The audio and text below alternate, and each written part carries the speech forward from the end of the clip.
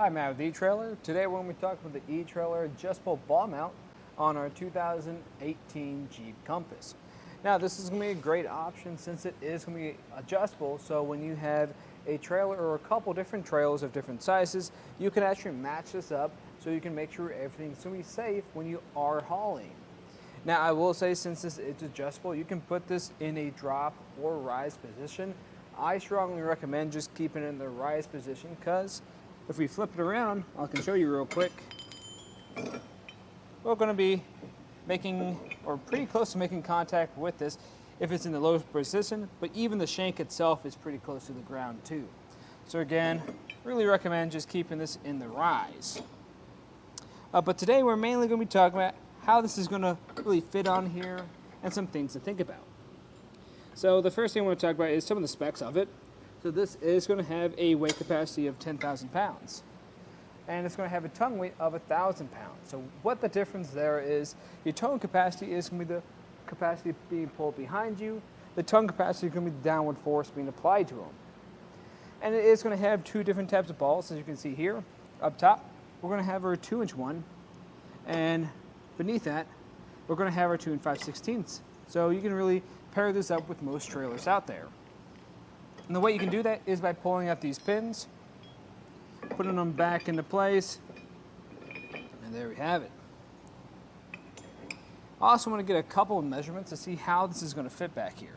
So the first measurement I want to get is going to be our ground clearance, because this is still going to be somewhat low to the ground. There we have it. So the first one is going to be from right here. That's going to be about 10.5 inches. So since that is pretty close to our vehicle, we should be good in most cases. Now, if this was in a lower position, definitely something to think about. So I can do that for you real quick right now. Again, this doesn't take too long to actually pivot around. So let's say we had this in the lowest position for your rise, right here.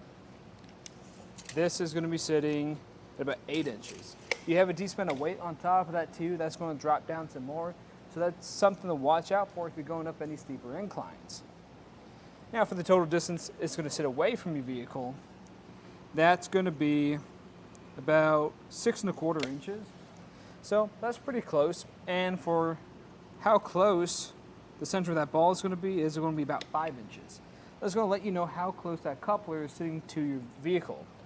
Speaking of sitting close to your vehicle, the closest part we're going to have is actually going to be this shank right here.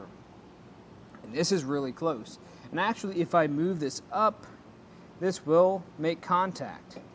So if it's bouncing around on some really bumpy roads, that is something to definitely think of.